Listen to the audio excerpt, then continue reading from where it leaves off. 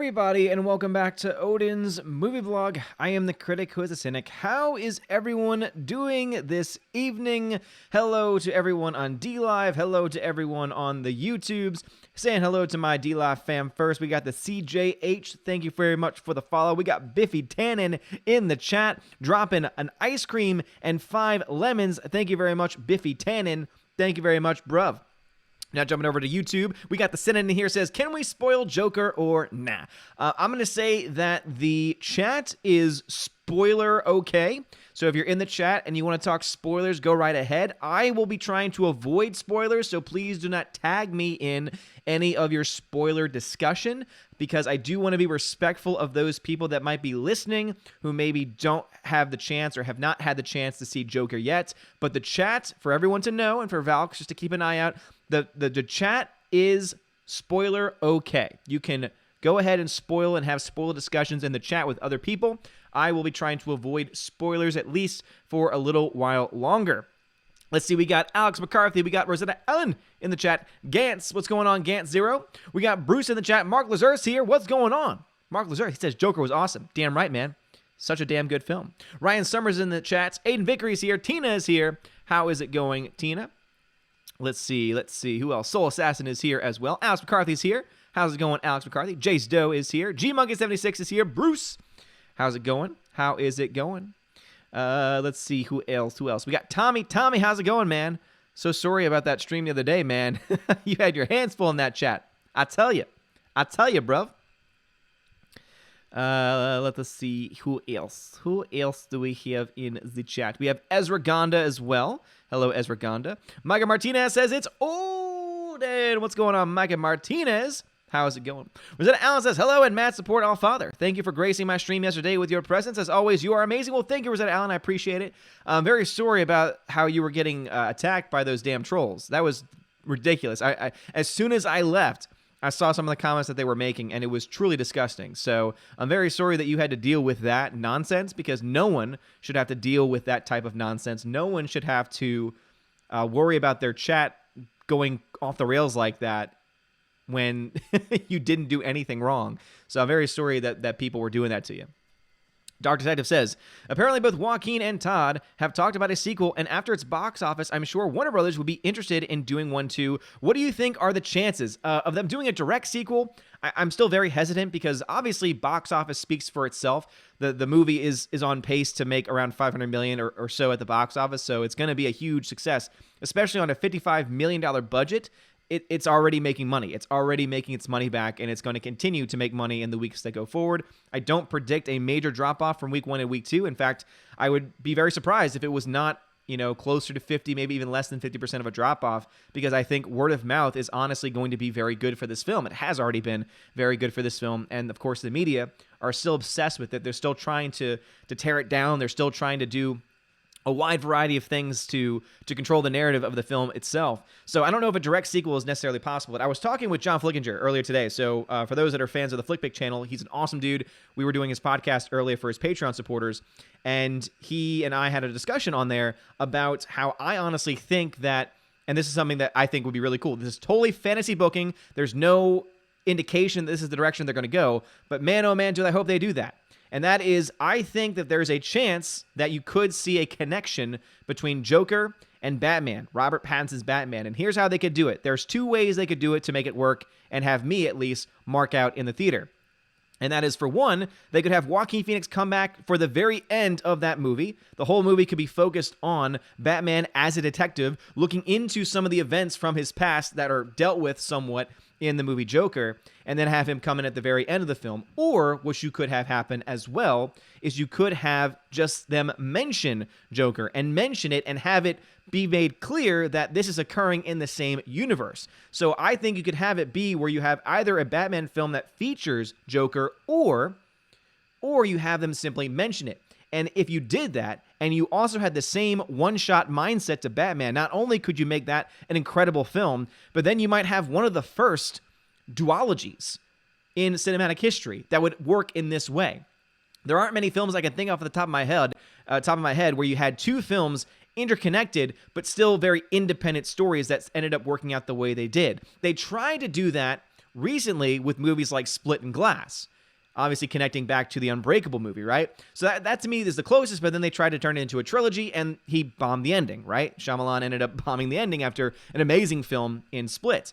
So I think that might be a way you could do it and could make it work while still also respecting Joaquin Phoenix not wanting to do a franchise, because it wouldn't be a franchise. He would just be either featured, or his name or at least the characterization that he portrayed in Joker could at least be indicated as well. I think that would be really awesome. I personally would be very supportive of that, and I think that having it as a duology where they're both independent films but they actually both happen in the same universe, that could be awesome. That could be, trend setting, where you have independent films that can take place in the same universe, but you don't turn them into franchises. I would be down with that. I don't know if the studios will be, because obviously the studios care about money, and obviously Joaquin Phoenix cares more about the art of filmmaking instead, which is why he's been very he's been very much against the franchise chain for a very long time at this point. Mike Martinez says, I saw Joker on Sunday, and it's such a fantastic movie. Joaquin Phoenix shines as the Joker. It's one of the best films of the year. It's my favorite. It's my number one film of the year. Joaquin Phoenix is truly amazing in the film. Like, seriously, it's groundbreaking stuff that he's doing. The amount of effort and time and dedication that he put into that role, studying what it means to be someone with his specific type of mental illness, right? Because obviously I think that the one negative I can talk about when it comes to the film is that some people might think that that's all mental illness, which is just not the case, right? It's obviously dealing with something specific, and I kind of wish they went more into the specificity in the movie about what illnesses he is dealing with. Obviously, we can perceive what he has. We can perceive the things he's struggling with from afar, but it would be really cool if they named it, had it by name, because I think a lot of audience members maybe don't understand what's going on in the film. But I still very much love the film overall, and I agree. I think the performance that he gives is truly remarkable. Absolutely. All right, chat jumped to me over on YouTube, so let me just try and catch up. But first off, let me give a huge shout out to Kermit the Log. Thank you for the $2 super chat. He says, Hail Odin. So I was on a stream yesterday over on Rosetta Allen's channel, and at one point, Kermit the Log was on there, and he showed me his Halloween costume. And his Halloween costume consisted of him wearing the face of Miss Piggy. It was both disturbing and hilarious. I don't think I've laughed that hard in a very long time. It was truly, truly amazing. Alex McCarthy says, Howdy, Odin. How are you? I'm just here watching Raw from 20 years ago. Hey, better times. Dear Lord. Raw was terrible. Orange Chat Reviews says, Hail to you, Orange Chat Reviews. Good dude right there. Good YouTube channel. Tina says, I'm okay. Hope you're the same. Hope you're doing fine as well, Tina. I'm sure Steph is in here somewhere. Bruce says, I've seen it twice, even better the second time around. I really want to see it again. I actually want to see it in the IMAX, not in the Big D, which is just knockoff IMAX and just not. The screen was just not even filled up with the image, and then they actually had some issues where the image was bleeding onto the top of the screen, which to me is just something that is so simple to fix. It's really not hard to line up a projector with a screen.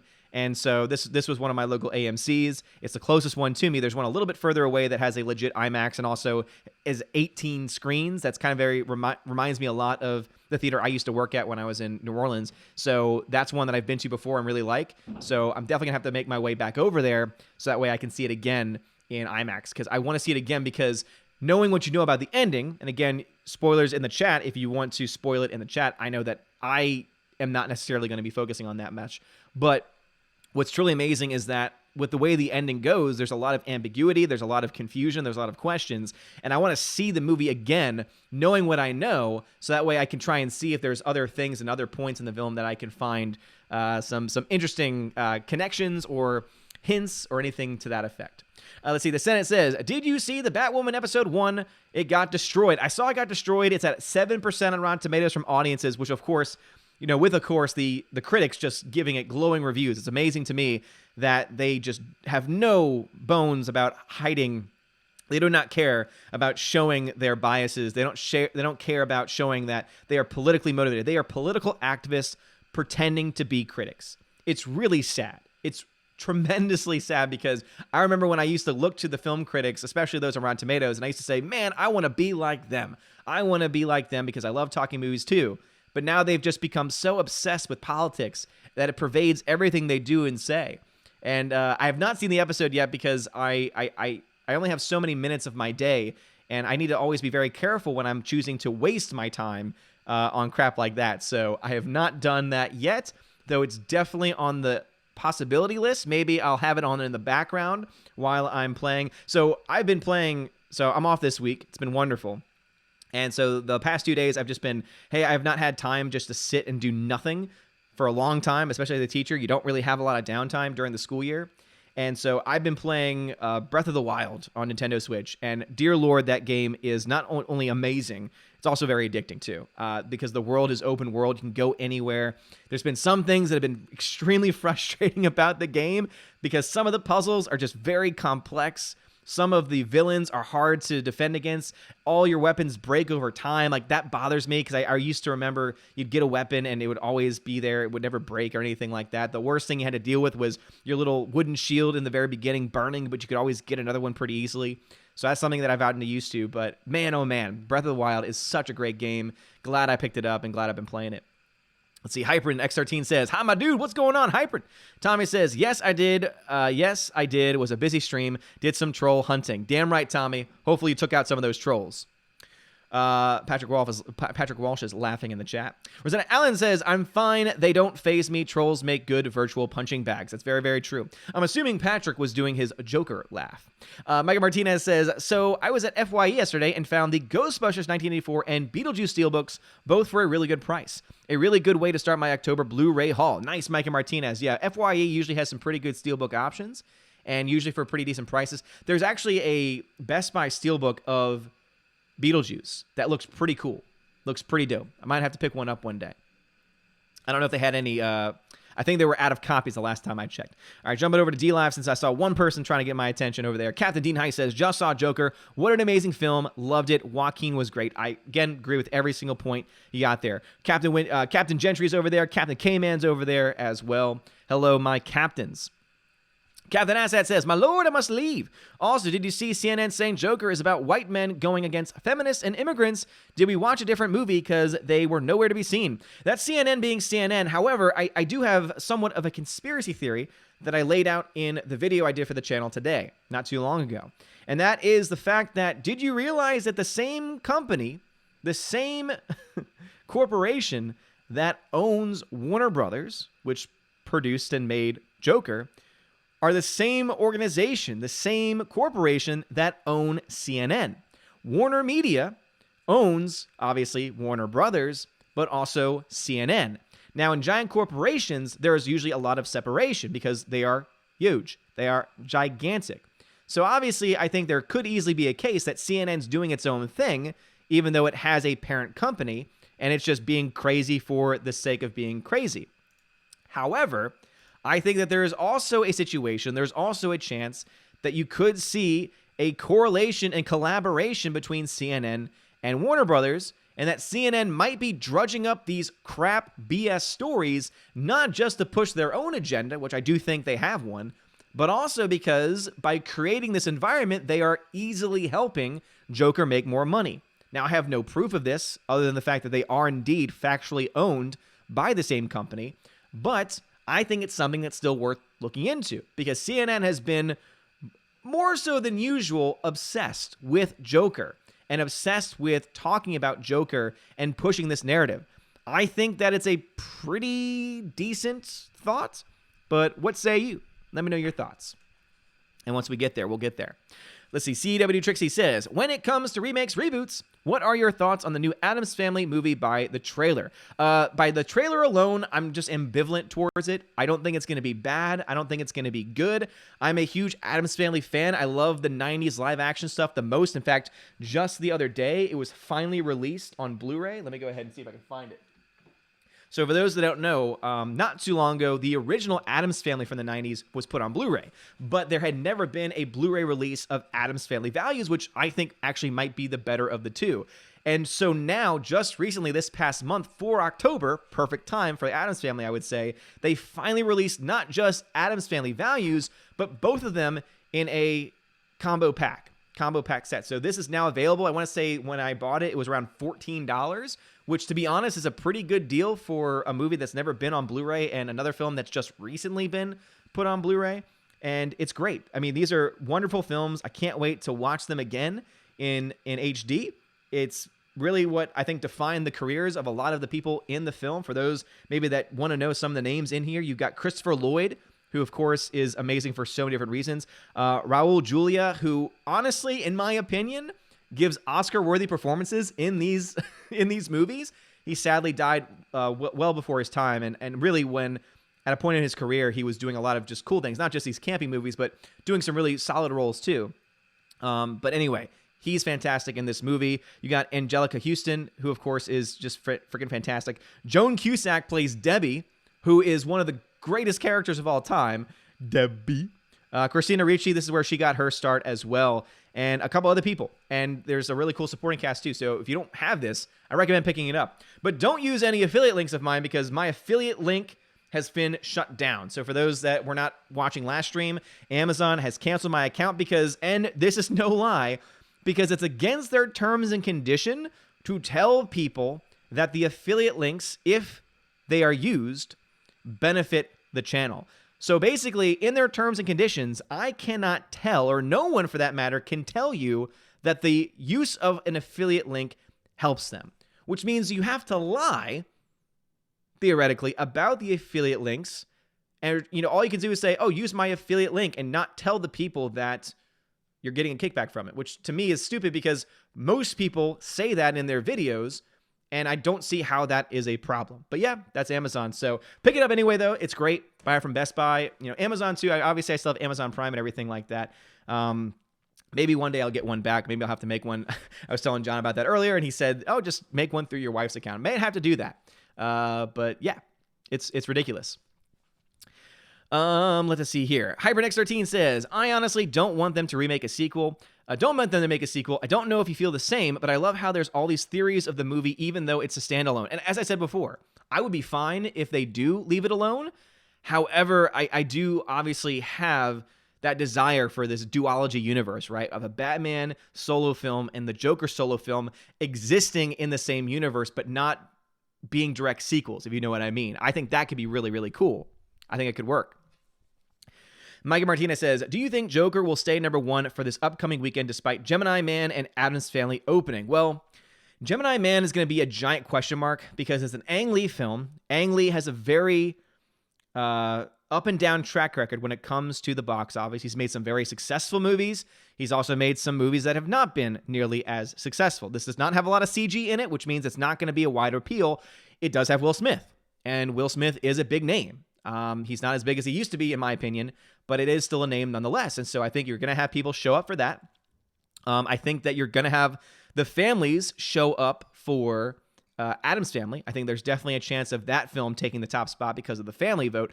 But Joker's definitely going to be top 3, and I think there is a good chance that it actually does that well. Gemini Man, I don't see that film making the same amount of money. I don't see that film making $100 million. I don't see Addams Family making $100 million. And so if there's only a 50% drop, and that to me would be pretty decent, right? I think that that's realistic of a drop for Joker. That means it's making around $50 million. You would have to argue that Gemini Man's going to make $50 million, or that Addams Family is going to make $50 million. And so I don't think that those films necessarily going to get there. So Gemini Man box office forecast. Let's see how much they are forecasting the film to actually make at this point in time. Let me try and see if I can find a legitimate source. So Addams Family, the opening weekend range currently is 16 to 21 million. That makes sense to me. And Gemini Man is between 25 and 30. So if those are already, so this is coming from boxofficepro.com, which obviously has a mixed track record at best. Obviously, when it comes to projections, these are mostly based off of speculation and pre-sales, which we all know don't tell the entire story. But right now, the range is 16 to 21 for Addams Family. And Gemini Man is set at $25 to $30 million, well below the $50 million. So even on a good day, I could not see the films making $20 million more or $30 million more than what they're projected to make. It could happen. It's not as likely, which in my mind means Joker is very well primed to repeat in the number one spot if it can have just a 50% drop. If they can just have a 50% drop. I think it'd be interesting. I think it's going to be very interesting to see. Mayor Jeremy says, yo, oh my gosh, we need more Joaquin Joker. I agree. Laura says, I saw that there was a hidden Batman image in the start of Joker. So cool. Yeah, so there's a part in the movie. This is not a spoiler because this is something that we only realized after the fact. This just goes to the artistic brilliance that went on behind the camera. There's a scene where he's looking into a mirror, and the way that the pictures are all laid out and the way that there's what's in his background, it actually makes the Batman image, which is actually really cool.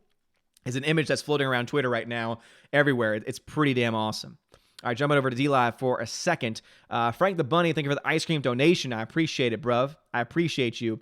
Captain Dean High says, all these Solo films that you mentioned are good films. Ironically, Solo was not a good film. Isn't that interesting? It's also not a surprise either. And I think they're still going to try and make a sequel to it, if at the very least as a TV series on Disney Plus, where they do not have to worry about the the failure of the show being nearly as obvious and as apparent as the movie was. Mirror Jeremy, how's it going, bruv? Alice McCarthy says, yeah, but the age difference between Joker and Bats, I guess it could work. It still could work. Some people have been obsessed with that, I think a little too much. The age difference from the younger Bruce Wayne and going into the older Joker. But I think there is an argument, and I think that there is a situation where there could be a difference or where there could be a justification. And I don't want to dive into it too much because I don't really want to go too spoiler heavy yet. Some people might look at the things that I've said so far as spoilers. I don't. I view them as basic plot points that are pretty apparent by the trailers and just by the very nature of it being a Joker film, right?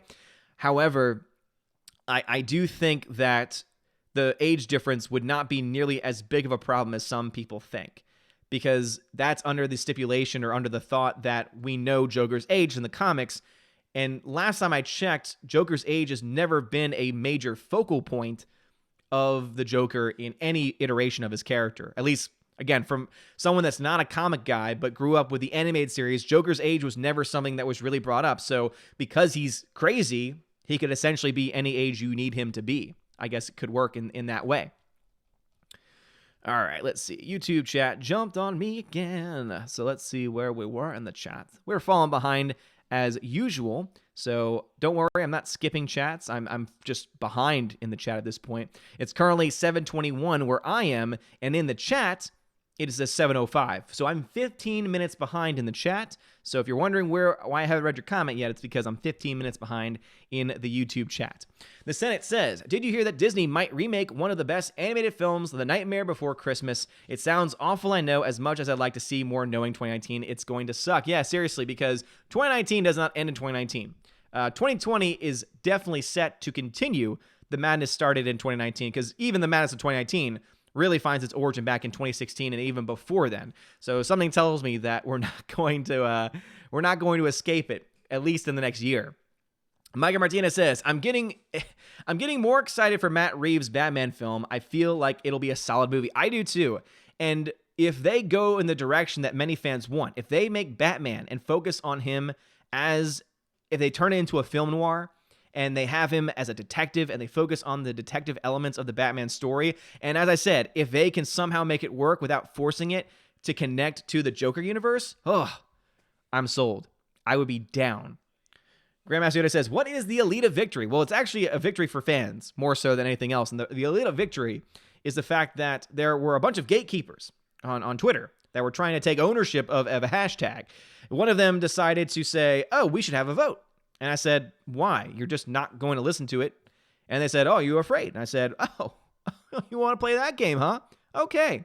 And so there's been a poll up for the last 3 days, and the poll said, how should hashtag Alita Army be used? Only positive, however you want, or no opinion. The results of the poll were staggering. 56% of people out of around, 500 or so, said it should be used however you want. Only about 34% said only positive, and then 10% of people just didn't care. So by overwhelming margins, the side that I was championing won, which is freedom of speech, being allowed to do whatever it is you want to do, supporting fandom however you want to support fandom.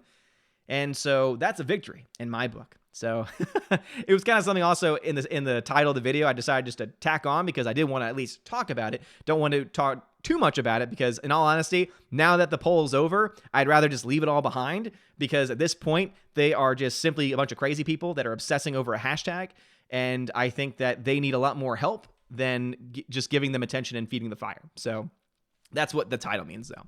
Hybrid X13 says, even though it's an origin story, I love how you could ask what was real or not, since Joker is an unreliable character. I think they did an excellent choice doing it with this character. No, I agree. I mean, with Joker, you never know what you're going to get. There's always a question mark, especially when you deal with mental illness about what's going on and what's not going on. But I'm not going to go into too much more detail because, as I said, I don't want to really spoil much. So again, you can talk to each other in the chat about direct spoilers, but if you're going to tag me, please don't mention anything specific.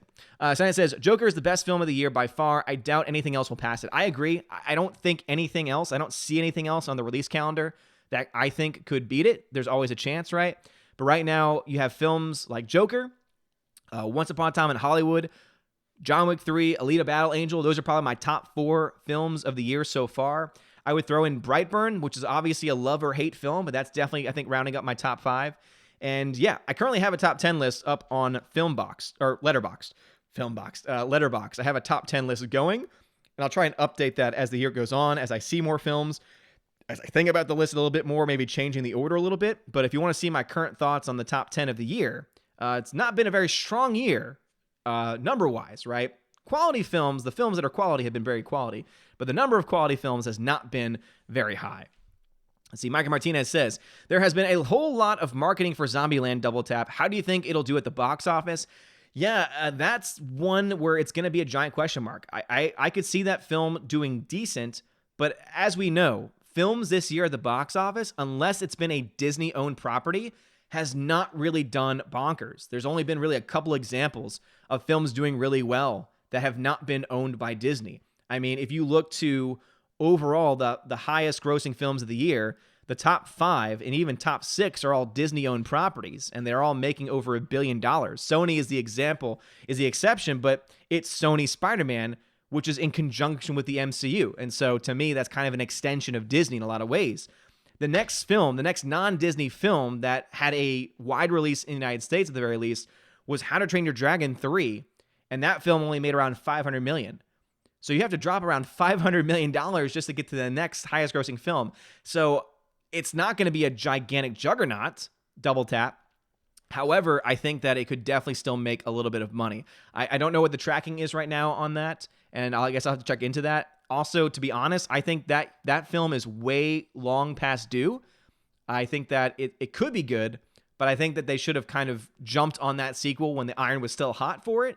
And to me, every time I see the trailer for it, all I can think of is, oh, they're just saying, remember how awesome the first film was? Here we go again. Remember how awesome the first film was? Here we go again. And it just seems like it's going to repeat the same beats and it's going to be a lazy sequel rather than a worthwhile sequel. Hybrid X13 says, I agree, wish they were more specific with the medical condition. I think there's something called pseudo bubbler effect. Yeah, I mean, again, I don't know what it is because obviously it's not my position to diagnose anyone. Let's see. Mr. Peabody, thank you for the ice cream donation over on DLive, man. I appreciate it. Captain Gentry says, I disagree. I don't want more Joaquin Joker. As much as I like the idea, I really think this should be a one-and-done kind of film. And Will, I'm right there with you. Captain Gentry, I'm right there with you. I would be perfectly content if they leave this one and done. But if they can guarantee it'll just be 2 films in the same universe, I would not mind if they at least referenced Joker in the Batman film. As long as it's clear that they're in the same universe, they're connected, but it's not a direct sequel, and maybe you don't have Joaquin Phoenix come back, but at least, I don't know. I just like the idea of a duology because I cannot think of any modern day film that was made as a duology or as a spiritual successor or a spiritual brother, really, in this case, to another film, and just leave it at that. I just have never seen that before. Let's see. He also says, well, in canon, the Joker has died dozens of times, so having one 40 years older than Bruce at one point isn't a problem. That's very true. I mean, you really do find so much diversity within the Joker character himself, where he's been older, he's been younger, and just so many different characterizations that you could theoretically work with an older Joker. That's for sure. Captain High says, in the Nolan films, wasn't Joker created after Batman came on the scene? Maybe I'm wrong. I'm just going on memory. In the Nolan universe, I remember it was at the end of Batman Begins. He had just started as Batman, and all of a sudden, he's meeting with Commissioner Gordon, and Commissioner Gordon tells him oh, there's someone new in town who's leaving a calling card, and he gives them the Joker card. And that's what leads up to the Dark Knight and the Joker's character being introduced. So it's not that he came out of it or was created out of it. I think that it was just simply that coincided with the film overall and coincided with him beginning as Batman as well. Captain K-Man, thank you for the ice cream donation, man. I appreciate you. You're awesome. Frank the Bunny is giving his list. He says that his top 4 right now are Once Upon a Time in Hollywood, Joker, Alita, and John Wick. I think that's definitely a good list you got there. Mirror Jeremy says, seeing Joker again tomorrow night in 35mm. It's playing in 35mm. Whoa. What? I think it was, I kind of wonder now, was the film shot in 35mm or was it shot digitally and has it been converted over? It's going to receive a 70mm run in certain theaters. Well, that's really cool. That's really cool. I hope that it comes here. I'll have to check though, because if it wasn't shot in 35mm and they're just playing it in 35mm, I'm less excited about that. But if they shot it on film and converted it, that would have me excited. But that sounds cool. Micah Martinez says, I have an AMC Classic that has a Big D screen. Haven't been there, but is the Big D format any good? It seems like a knockoff of IMAX or Dolby in my mind. It's a poor man's IMAX, meaning it's just not good as far as it's like a normal screen, but the screen's maybe a little bit bigger and the sound's maybe a little bit louder, but not IMAX loud and not IMAX size. It is definitely a knockoff IMAX. It's not Dolby is its own thing because Dolby has a standard with the projection and with the visual. I mean, it's the Dolby Atmos sound with also the Dolby laser technology. So there really is no way to have a knockoff Dolby because Dolby is simply Dolby. IMAX is mostly known for the giant screen, giant sound, and back in the day, the 75mm prints, which obviously in the age of digital does not exist anymore. So it's mostly now just the big sound, right? So Big D, I don't think is worth the upgrade. I don't think it's worth the money. But then again, that could just be my specific theater. And obviously your case could be different. Your theater could be different. It could be a better iteration of it. See, Jay Stowe says, with the exception of Leto and Clooney, for me, I think Batman and Joker are the most consistently cast characters with the actors they pick for the role. This goes back to Romero and West. I think there's definitely been a lot of really great casting calls, and I'm glad that you leave those 2 exceptions because, yeah, George Clooney was a terrible Batman because he was just George Clooney in a Batman suit, and that's all that it was. And then Jared Leto, let's just not talk about that role. See, Bruce says, after watching for a second time, I was able to come up with more realities than when watching it the first time. Nice. Yeah, that's why I want to see it again. Hybrid says, Odin, I apologize. If I was going back and forth on that comment thread with the box office video you did, just wanted to shut that person down. Oh, I didn't even see, so I don't know what you're talking about, but please, if someone's being an asshat in the comments, you go right ahead and shut them down. I only get basic notifications, so I get random notifications for comments, but luckily I don't get the way the comment section's been working on my videos lately. There's just been so many. I'm kind of glad I don't get notifications for every single comment. However, I do get notifications for some of them. And so if you're putting someone down, though, I'm sure you were doing it right. See, Lou says, good day, mate. How's your day been? Day's been just fine. Had a day just to sit back and relax. Family coming in tomorrow, so I'll be able to relax for most of the day. But we do need to start prepping. So there's certain things I need to move around the house and clean up and everything. And yeah, so that's exciting. I'm going to try. Breath of the Wild has been kind of taking up my life, so I do want to go to the theater at some point. But we'll see what happens. Micah Martinez says, yeah, I agree with you. I used to look up to the film critics, and now they are such a joke. I trust the audiences. I'm right there with you. Now the audience score means so much more than what it once did, right? It's amazing how that kind of switch happened. Frank the Bunny over on DLive, thank you very much for the ice cream donation. I appreciate it. Peabody says, the Joker's age isn't a problem. The Joker has followers, so it could be similar to the Dread Pirate Roberts. He handed down the title. That actually could be interesting. I think that most fans might not accept that because the Joker is such an iconic character, singular, right? However, that could be an interesting way to explain how the Joker's been able to consistently. The reason why I guess they wouldn't go that way is because you always have Batman, right? And usually it's going to be Bruce Wayne's Batman versus the Joker. And we've never really had a name for the Joker other than simply Joker. But you could definitely work it that way. That would be interesting, to say the least. That's for sure. That's definitely for sure. Let's see. Nugo, thank you for the follow over on DLive. Appreciate it, man. Captain Mr. Roy, thank you very much for the diamond donation. The CJH, thank you for the lemon donation. And Kim Ken Park, thank you very much for the ice cream donation. You are awesome. Thank you. All right, back over to the YouTube chat. Darth Moral says, "Good day, Odin. Sorry I'm not around. Sorry I'm not around a lot. It's mainly because if time zone from the US to UK. Seeing Joker, it was fantastic, and they were handing out free posters at my cinema." Darth Moral, you lucky bastard. I've seen a few people posting the posters they got. I saw it opening night in a premium format and didn't get a poster. And I was one of the first ones in there. I'm so upset. I blame my theater, though. My theater probably either had them and just didn't give them out, which oftentimes happens at some theaters when they're not run correctly, or they just never got them because they're a low volume theater. I know someone said they were going to try and send me one, but man, those there's very few movies that nowadays, I used to always get posted for everything, and I have too many, which is why eventually I'm gonna have to give them away. There's very few movies that I actually still want to have a poster for. Joker's one of them. I'm kind of hoping that Display does a really cool design, that someone designs a really cool poster for the Joaquin Phoenix Joker, and I might have to get that at some point too. See, the Senate says, "Here's something better instead of watching it because it sucks. Watch Mahler's review of it, and surprisingly, it's not 10 hours long." Which one are you talking about? Are you talking about for Joker? Wait, he didn't. Here's something better instead of watching it because it sucks. Oh. Something tells me Senate. So again, because the chat always jumps around, I'm assuming you're talking about the Batwoman episode. Oh man, I can only imagine how much time he spent on a 20, 30-minute show. I don't know how long it is, if it's a long form or short form. I'm assuming it's like maybe 45 minutes. So I wonder how long he actually spent on it. Harvard Bentho says, "I'm afraid that studios might learn the wrong lesson from Joker and start shoehorning the dark and gritty tone into movies that don't need it like they did after The Dark Knight. I think there's definitely a lot to consider there." He says, "On the flip side, I'm also tired of how Marvel took the success of Guardians to mean that they should make all of their cosmic intergalactic movies comedies." Yeah, I think that you are spot on there. I think that there's definitely this tendency in Hollywood to look at what makes money and decide to try and copy it.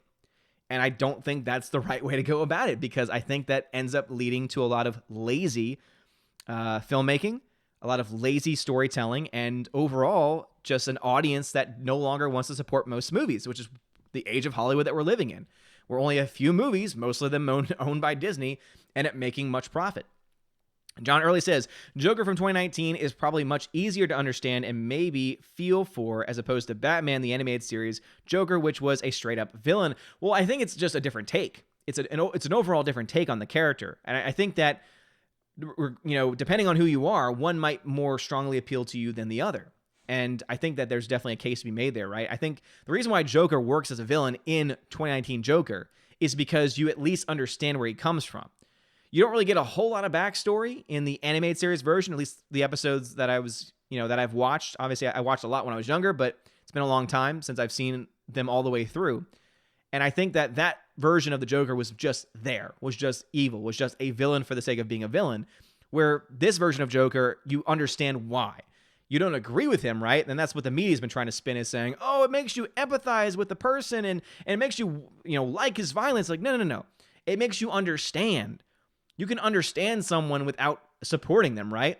People love to understand psychopaths, real-life psychopaths like Charles Manson. People are obsessed with understanding the mind of Charles Manson, not because they like what he did, but because it's interesting to know why someone would do the things that they've done. And the same thing works with comic villains too. Why is someone evil? How did someone become evil? That's why The Joker is such, I think, successful movie and also a good movie, because it tries to answer that question. How did someone become the person that we know? And I love it. Alex McCarthy says, "Batwoman sucked. Wasn't woke. It was more boring than the past few weeks of WWE combined. Literally fell asleep watching. Damn, that's sad. And Raw is 3 hours long, so I can only imagine how bad it was." Rosetta Allen says, "I do have to brag to you. I made it to a 15-hour marathon. YouTube couldn't keep all my info." Damn, 15 hours is too long. That is too long, Rosetta. Bruce says, "Going to be hard not to talk spoilers with you." Trust me, Bruce, I know. I have to make one of the streams that I do this week. I'm probably going to do the Saturday stream. Either I'll do a bonus stream at some point and have it be dedicated to spoiler talk, or I've been on a couple of other people's streams. I was on a stream the other day where we talked a little bit of spoilers. I want to say I was on with Josiah Rises last week, and we talked a little bit of spoilers. But I definitely do want to have a spoiler-specific stream at some point. But I do want to respect, because I know that there's 160 people watching. So if you're watching this, please like the video. Simple request from a simple man, as Jeremy likes to say all the time. And I would appreciate it. And if you've not subscribed to the channel, please think about subscribing as well. We try and do this a few times a week. But yeah, I do want to have a spoiler-filled discussion. But whenever you have spoilers for a movie that just came out, sometimes people they can't join in because they haven't seen it yet because of work or a wide variety of reasons. And I don't want to single them out. I don't want to, make them not welcome here because they haven't seen a movie yet. Zach Gregg says, if they make the Lex movie, they will SJW him. Probably. Sadly, probably, I'd imagine. Slash Neon says, current therapy game is the Kingdom Hearts series. Good old not ruined Disney it missed. Oh, that's good. That's good to hear. Orange Review says, I saw a double feature of John Wick at Walmart 2 with 2 replicas of Continental coins. Almost got that, but remembered that I own the movies already. Nice. Yeah, I know there's been a couple of special editions at Walmart and Target that have different things attached to them. I'm happy with my Steelbook version myself. Harvard Bentho says, do you think that Todd Phillips might have designed Joker as a sort of political Rorschach test so that people of all political persuasions will read their preferred meaning into it? He could have. I honestly think that instead he just said, what makes a man insane? Let's dive into it. And I think that he decided to use some historical points from New York's history to influence his version of Gotham. And he just had it all come together. And it all came together quite successfully, I would say. King Camp Park, thank you for the ice cream donation. Captain Mr. Roy says, I got a free Joker poster too. Well, Captain Mr. Roy, I'm glad that you and the others seem to. I'm the only one apparently that just was at the theater that did not care. And we didn't get posters. That's okay. I'm sure I'll get one at some point. The CJH, thank you for the ice cream donation. And Captain Dean Heist, thank you for the ice cream as well. The CJH also says, the SJWs are angry the Snyder fans for putting the ad up on Times Square and saying the Snyder Cut whitewashed things. Ooh, wait a minute. The SJWs are angry at the Snyder fans for putting the ad up on Times Square and are saying the Snyder Cut whitewashed things. Well, the SJWs would be saying that for a long time because they love just to complain about everything. As someone that is not a Zack Snyder fan, though, I just don't feel like I have a side. I'm never going to side with the SJWs, but I'm also someone that sometimes feels like I can't side with the Snyder fans either because a lot of them are fanatics. Where if I say one bad thing about Snyder, I guess, they go after me. The teeth come out. Frank the Bunny, thank you for the ice cream donation. Over on YouTube, Drunk 3PO, thank you for the $5 donation. Thank you for using Streamlabs as well. He says, oh, damn. Much love. Much love to you, Drunk 3PO. Make sure you subscribe to Drunk 3PO. He is good people. He is good people. He is Geeks and Gamers fam. He is Fandom Menace fan. And he is just the most gorgeous man on YouTube. He's fantastic. And I hope to meet him in real life soon. He's one of my favorites. We got the Phantom Menace in the chat. Hello, Dan. What's going on, Phantom Menace? Rosetta Allen says, original Addams Family in the 90s, you poor, sweet, misguided millennial. No. Rosetta Allen. I understand that. No. Don't you put words in my mouth, Rosetta Allen. The original Addams Family dates back a much longer time. Of course, we have the cartoon, but we also have the live-action show from a while back. What was that, from the 60s or so? So trust me, I understand the history of Addams Family. However, the best version of Addams Family, hands down, is the 90s live-action movies. Don't you question me, Rosetta. That stuff didn't happen in the 80s, which means there's a higher chance that I know more about it. If it didn't happen in the 80s, there's a higher chance that I know about it. You know this, Rosetta. Don't question me on the other decades. Micah Martinez says, looks like I'll have to pick up the Addams Family on Blu-ray. It's been a while since I've seen. Oh, they're worth it. I think they're great movies to watch during October/Halloween. My parents watch both Addams Family live action films on Halloween night every year. They have it playing in the background while trick-or-treaters are coming by. It's awesome. It's something that I wish I had been able to come over more often at when I was down there. But yeah, it's great. And I kind of want to start that tradition myself because it sounds like fun. And we have a house now in a new neighborhood, and I don't know what trick-or-treaters are going to be like this year, but it should be fun. It should be fun. G-Monkey76 says, shocking that CNN is pushing an agenda. Say it ain't so. I know, right? Tina says, I'd forgotten Warner Brothers owned CNN. I forget about all these mergers, but if it's real, it was risky. What if the scheme backfired and no one had gone? It's a good one, though. Yeah, Tina, either it's one of the smartest decisions they've ever made by building up all of this resentment for the media and using that to make people go see a movie. But at the same time, too, it could have backfired. I think there's definitely a fine line there, which is why I'm not certain of anything yet either at this point. I looked at that connection. I said, there could be something here. They're owned by the same company, and CNN is not just covering it, they're obsessing over it. I don't know. I mean, CNN is pretty bad, but I mean, even they usually aren't this insane, and they're pretty insane. Margaret Martinez says, are you going to see Gemini Man? I'm not a huge Ang Lee guy myself. He's done a couple of really cool things, but he's also done a really lot of crappy things too. And Will Smith is like, I think he's overrated. I like him in some things. I don't think he's the star that people think he is, personally. I just don't think he's as talented as some people think he is. I think he's funny. I think that there are certain roles that he fits better into. But yeah, probably not. It's not on the top of my to-do list, but if there's a chance that where I have some time to see another movie, definitely would be interested. Micah Martinez says, there is a buy two, get one free deal at Target when you shop online. For Blu-rays, Micah Martinez, please send that information my way. Dory the Hobbit, what's up, Dory the Hobbit, says, your thoughts on China blocking Joker from their market? Well, it makes sense. It really does. They tend to block all that is well and good. Their censors are very, very crazy people. That's why last week's episode of South Park was so damn funny, because it went after China. And anytime you go after China, I'm happy, because China has a lot of reasons for you to go after them. You know, communism, killing innocent people, a wide variety of reasons to not be fans of China.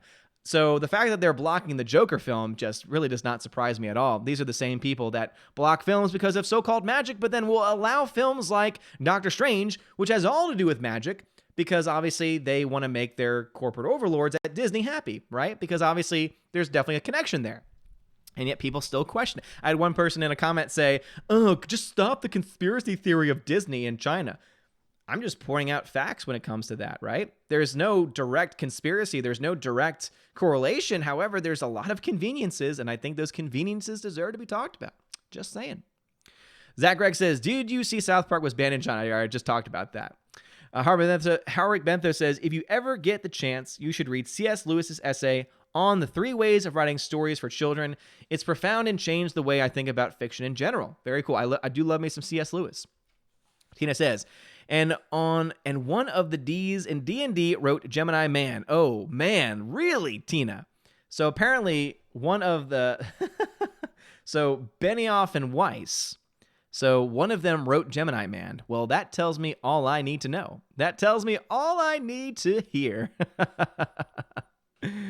Over on D-Live, Frank the Bunny there for the ice cream. The CJH says, I also heard that DC is open to doing a Mr. Freeze movie. They can do it well. I mean, if they can go genre on that one, meaning it's not just a typical superhero or supervillain movie. If they go with again, not necessarily thriller drama, horror drama, however you want to describe it, like Joker, but they could definitely go in a certain direction with that film, with Mr. Freeze, and it could actually probably work pretty well.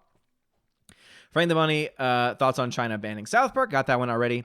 The CJH says, I'm interested in seeing the alternate deleted scenes for the Joker that suggests he was Heath Ledger's Joker, a la having scars. Yeah, I haven't heard anything about that, but I'm interested in their 4K release just because I know that the visual, I just know that the special features are going to be amazing. And I really want to dive further into it. I have not seen... There's a clip going around of Todd Phillips explaining and breaking down the opening scene, and apparently it's just amazing. So that's something that I'm definitely going to want to do at some point. Captain Mr. Roy says, I'm going to pass on Gemini Man. The movie went though 20 years of development hell and was co-written by David Benioff. Well, there you go. So Gemini Man was co-written by David Benioff, the same guy that destroyed Game of Thrones. One of the guys that destroyed Game of Thrones. That tells me all I need to know. That tells me all I need to know. All right, I've caught up on D-Live chat. Jumping back over to YouTube, where I'm still behind, of course. It's 7:17 in the YouTube chat. It's 7:48 where I am, which means I'm about 30 minutes behind. Welcome to the stream, everybody, where Odin falls behind by 30 minutes on a regular basis, it seems. Bruce says, I just ordered the Addams Family double feature. For me, it was $13.74. Well, there you go. So I know that Amazon prices tend to fluctuate, and depending on where you live, the taxes could be different. So for around $13 to $14, you can get the Addams Family live action from the 90s films for that. Dory the Hobbit says, will you be reviewing Parasite? Parasite won Cannes Film Festival this year. Parasite are coming to American theaters this week, October 10th. If I see it, sure. I haven't heard a whole lot about it, though, so I can't really speak much more than that. Super Anime Gamer says, hey, how are you, my dude? Apologies for my lateness. Had some family visiting. Well, family's more important, man. Family first, as always. Bjorn says, will Will Smith be blue? If he was, I'm sure that would make me want to see the film even more. Super Anime Gamer also says, came in like mid-sentence. Were you saying you like this version of Joker to get linked with Batman? I think that there is a way they could make that connection work. In a standalone Batman film, it could take place in the same universe, and if you did that, you could either have Joaquin Phoenix make an appearance at the very end, or you could simply have a reference to the Joker at the end of the movie to show that the films are connected, so that they're not direct sequels or spin-offs, but that they're connected, that they're brother and sister in some words, in some form or fashion. Phantom Anise says, did you hear that China blocked South Park? Yes, I did. Yeah, I got that news already. Harabentha says, Joker is traditionally insane, but highly intelligent. Arthur Fleck seems to have a slightly low IQ. He's a good character in his own right, but he's nothing like the comic book Joker. And I think that's one of the many reasons why people have been split on the portrayal of the Joker, where people can appreciate the performance, but the iteration is one that you either love or you hate. I personally love it because, to me, it makes it a more grounded Joker, who I honestly think, because of his insanity, could still be a great foil to a Batman, right? Because yes, we can look at as Joker being a high IQ individual. This is true. But also we could argue saying that it's just because of his insanity that he's able to put Batman to the test, because Batman has morals, Joker does not. And you could see it as a battle of morality and not necessarily a battle of wits. Now, I know the traditional, again, I'll take your word over it because you probably know more about the comic character than I do. You might have more of a psychological or mental component to it. But I could see them working it where it's a moral dilemma, it's a moral battle that's being fought, and not necessarily an intellectual battle. I don't think of the Joker and think, oh man, he must be great at playing chess. You know, maybe in the comics he is, but in my mind, I see it as someone with no morality whatsoever. And if that's the version we're getting, which it seems like we're getting, then that's the version that I'm okay with. All right, so the chat jumped on me on YouTube again, and this time it has skipped some chats, so I'll let you know where I am. So right now, the last comment that I have is from Alex Martinez at 7:37 in the chat. Right now, where I am, it's 7:52, so I'm still about 20 minutes behind or so. So if your comment was before Alex Martinez's comment at 7:37, you might need to repeat it, but if you're not sure, just wait and see what happens. But again, I am sorry sometimes this happens. YouTube obviously can't keep up with it because YouTube sucks, as always. And here we are. Alex Martinez says, how far behind in the chat? Let's see, 7:52 at 7:37, so about 20 minutes or so. Smooth Jam California says, as much as I slag Leto for his portrayal in Suicide Squad, he is still a great actor. Dallas Buyers Club represent, and I'm really rooting for him in Morbius next year. Oh, he is a great actor. That's why I was amazed at how terrible his portrayal of the Joker was, because he's great. But yeah, his Joker was trash. Zach Gregg says, physiological thrillers that make you think they are not in a lot of movies nowadays. Yeah, you don't really see physiological or even psychological thrillers. You don't see too many of them done well nowadays, that's for sure. Dory the Hobbit says, if Alita was released today, would China block it because Alita is centered on anarchy and rebellion in the midst of the Hong Kong protests?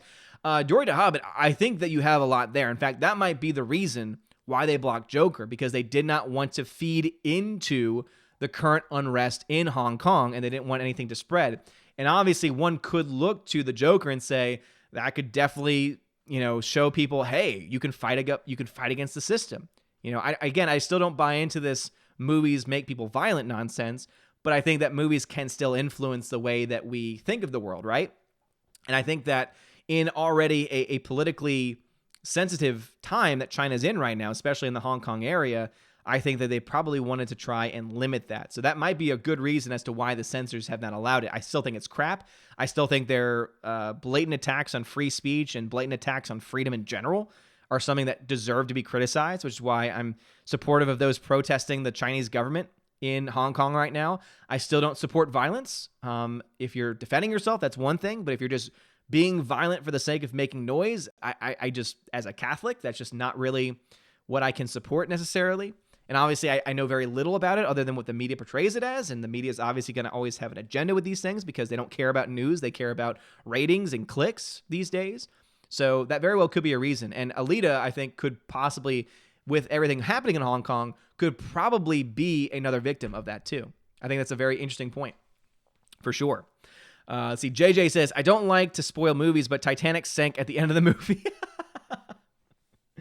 Damn you, JJ. Damn you, JJ. Micah Wood says, Hail Odin, what's up? How's it going, man? Niggle Noodle says, Hi, Odin. Sorry I'm late. Can you give us a Joaquin Phoenix-style Joker laugh? No, man. The way he does that laugh is truly unique. I mean, that dude studied those with these nervous tics. And, I mean, that's like the best that I can do. It's just, there's something, it's amazing. It's truly amazing what he's able to do in that movie. Zach Gregg says, Joaquin Phoenix was a great as Johnny Cash. I agree. Walk the Line was an excellent film. So damn good. All right, jumping over to D-Live for a second. Brad, the Beer Hunter, thank you for the lemon donation, man. I appreciate you. And then Captain Dean Heiss says, before Joker tonight, saw trailer for Knives Out. When from the director of Star Wars The Last Jedi popped up on the screen, I heard boos, including mine. That is fan-freaking-tastic, Captain Dean Heiss. And I was in a small screening. There were not, even though I was in the Big D auditorium, we had maybe 20 people in there, which is relatively small for those bigger screens. No one really made a sound during that trailer because we had the same trailer that popped up. If someone had booed, I would have joined them because obviously I don't want to ruin the experience for everyone else. But if someone else is going to do it, I'm like, all right, I'll join in. But yeah, that's awesome. That's awesome. It sounds like you had a very smart theater there. Captain Gentry says, if we're talking spoilers, Verbal Kimt did it. Okay. Okay. Hyprin says, no disrespect, but why the heck am I hearing weird stories about China first? Thing I hear is they want to make a primate human hybrid and now they want to breed a pig the size of a polar bear. It's because they be crazy over there, man. That's why. Also, they have no real sense of human rights, which is why they treat their own people like garbage. And that's the reason why you're hearing all these other stories. So yeah, they have no restrictions. United States and other countries have restrictions on doing these types of experiments. China does not. And so that's why you're hearing all these stories. Tina says, and Pluto TV now has an Addams Family channel, the 60s TV show. That's awesome. Rosetta says, I had to give you crap for saying it that way. Also, by the way, while I like the movies, they are not better than the original show. Oh, hands down, they are better than the original show. Absolutely, they're better than the original show. Easily better. Easily. Micah Wood says, met Jeremy, Gary, EVS, Cecil, and John Trent bounding the comics at New York Comic Con. Does that qualify for a wrench, or are we just keeping the Valkyrie, my lord? Yeah, it does not qualify for a wrench. Obviously, I've got my Valkyrie, and they are doing a great job. But congratulations, Micah Martinez. That's awesome. I'm so jealous. I really wish I could have gone to Comic Con this weekend because it looked like a lot of fun. More so to hang out with people. And as I said before, right now, there's very few lifelong dreams I have left. And one of my lifelong dreams is going to be to actually meet Gary from Nerdrotic because he's awesome. I want our beards to touch. Take that with what you will. Bruce says the Snyder Cut is always the best cut. Oh, sure. Alice McCarthy says, if it happened in the 80s, then it's a good chance that I know about it. Yeah, if it happened in the 80s, there's a very good chance Alex knows about it and a very good chance that I don't know about it. John Early says, sing the 1960s Batman theme song, All Father. It's always stuck in my head anyway. Batman. Nicola says, if you want to scare trick-or-treaters on Halloween, maybe have Captain Marvel playing in the background. See, here's the problem, though. There might be like one girl in the neighborhood that dresses like Captain Marvel. What do I say? Do I tell her the truth and say, that character is terrible? No, I'm not going to say that to a little girl. Of course not. That's great, though. It might terrify the parents, that's for sure. Mattuine, thank you for dropping that $2 super chat. Says, bear-sized pig, bacon for days, son. Oh, there's definitely some benefits to a bear-sized pig. But it's also playing God in a lot of weird ways that's going to lead to the death of a lot of really messed up things. JJ says, order your Infinity Saga set yet? I decided to buy the movies individually, so I'm not forced to own Captain Marvel. Yeah, I'm not going to buy them. There was a point in time in which I would have been willing to buy all of the originals, all the original Marvel films on 4K, buy the sets and everything like that. But then, of course, Captain Marvel came out. I would say the problem started long before that, but Captain Marvel was really kind of like the end point for me. And then the exclamation point was Endgame. And you all know my opinion on Endgame. You all know my thoughts on Endgame. So I just have no desire to buy any of those films anymore. And trust me, I would love to own the original Thor on 4K. I would love to own the original Guardians of the Galaxy on 4K because those are some of the greatest Marvel films that were made. But I'm just so over it. CWD Trixie says, Beetlejuice, Beetlejuice, Beetlejuice. Thank the Lord that didn't work. 70B says, stop with the Will Smith talk, please. So 70B is not a fan of Will Smith, and she is always very clear. And what's going on, 70B? You're awesome. Micah Wood says, do you mean YouTube star Will Smith? Yeah, that's hot. Yeah, that's hot. That's hot. Oh, gosh, yeah. When he came up on the YouTube Rewind, that was when I knew at that moment it would not get any better. In fact, it would probably get much worse. Let's see. Angel Cortez, thank you very much for the $2 super chat, says, haven't seen Joker, but is it worth the $15? Well, it depends on where you live, because there's going to be, if price is a concern, and this is not just is it worth it? It's worth it. You know, it's worth, to me, in my opinion, it's worth the highest price ticket. But if there is an honest financial question, because maybe money's tight, or maybe you just want to be careful with your money, which are wise decisions, you can always find a matinee showing that's going to offer it at a lower price. There's probably going to be at least an AMC or a Regal or something near you that will offer a $5, $6 ticket on a morning show in your area. Again, every area is different, but Angel Cortez, is it worth it? In my opinion, yes, it's worth it. However, if you are being careful with your money, I would say try and find a matinee price, because you'll definitely find cheaper prices than that, I would say. Random Nerd Dude says, Hail Odin. Will China end up like Russia one day and communism fall apart and the country will be sort of capitalist country, but not completely like Russia? I think that there will be a day where the people will rise up. I'm hoping that what's happening in Hong Kong right now is the start of that, because it would be just really nice to have, freedom is always a good thing. And I love to see more freedom in the world. And it's just really sad to see how people are treated in places like North Korea and China, where you don't have the same sense of freedom, where your internet is controlled, where your ability to access information is limited by a federal government, or by a government in general, by a giant state. So I would love for them to fall apart. I would love for the government to fall.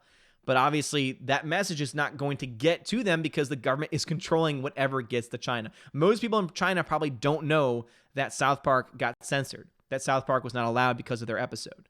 And that's the really scary part about why China deserves to be ridiculed and deserves to be criticized. And note, it's the government, not the people. Okay, most of the people are probably good, hardworking people. But the government, man, is scary. Yeah, Micah Wood says, talking about who wrote Gemini Man. Absolutely. Tina says, I don't want it, Gemini Man, says Tina. I don't want it. Bruce says, ever heard of an anime called Appleseed? No, I have never heard of that. Alice McCarthy says, a Mr. Freeze movie. I will definitely see it if Arnold Schwarzenegger played. To be honest, and again, Batman and Robin is one of the worst films, objectively speaking, ever made. It is also one of the funniest films ever made. And one of the reasons is because of Arnold Schwarzenegger's playing of Mr. Freeze. It's ice to meet you. Let's kick some ice. What killed the dinosaurs? The Ice Age. I want to see that nonstop. So I agree with you there, Alex McCarthy, for sure. Let's see. Laura Ryan stole my fan fiction story. Thank you for the $2 super chat. She says, 1 bear-sized pig versus 100 pig-sized bears. I would say the 100 bear-sized pig-sized. The 100 pig-sized bears, because bears are pretty vicious. bears are pretty vicious creatures. So I would say that the pig-sized bears, 100 of them would be able to destroy and eat a bear-sized pig. But it also depends on the type of pig as well. And if you know anything about pigs, you'll know what I'm talking about. Seahawk Scott, thank you for the $20 super chat, says, donate this to a member who can't afford to go to Joker. Have a contest. How many rosy bear-sized pig jokes can someone come up with in 5 minutes? Oh, I'm sure there are plenty of jokes they can come up with. I like that idea a lot about trying to help someone to go see Joker. I would just say I don't know exactly how to make that work, because obviously I could give to their PayPal to help them, but just getting them access to the cash, or getting them, it'd be one thing if I could buy a ticket voucher. I might be able to do that, but I don't know of any sites that do that necessarily. So Seahawk Scott, definitely thank you very much for donating for that, and I'll see what I can do. If that's what they need, because again, I don't know what was going on with Angel Cortez, because I think that it's just a question of, is it worth going to see at this point? But yeah, if Valkyrie, keep an eye out. Valkyrie, keep an eye out. If there's anyone that wants to see Joker but can't afford it, if they're talking about that in the chat at all, just contact me through the local chat, and we'll try and help someone out. Yeah, I'm okay with that. Thank you, Seahawk Scott. That's a good idea. See, Super Anime Gamer says, oh god, Benioff co-wrote Gemini Man. Not only did he wreck Game of Thrones, he's also the same brilliant mind who brought us X-Men Origins, Wolverine, and took Deadpool's mouth. Yeah, apparently there were many different reasons as to why that movie was bad, but that's definitely one of them. Let's see. Father Christopher Miller's in the chat. Frank Hernandez is in the chat as well. All right, chat jumped on me, as it usually does, so let's see where I am in the chat. Let's see. It looks like it has indeed skipped. So again, very, very sorry indeed if your chat was skipped. I'm at 7:55 p.m. in the chat. It's currently 8:05 where I am, so I'm about 10 minutes behind. Unfortunately, YouTube does not allow for chats to build up over time, and sometimes it takes me a while to get through them. So again, very sorry if your comment was skipped, but if you wrote a comment before 7:55 and I had not read it yet, I'm at Ben V's comment here. Ben V's comment. So Ben V says, what are your thoughts on the 1917 movie? It looks amazing. Can't wait for December. Yeah, the reason why that has not been on my list for 2019 films is because it's technically being released in 2019. It's technically being released in 2019 because it obviously wants to be considered for award season. The general release, the wide release, is not going to be until January. So it's going to be in limited release December 25th.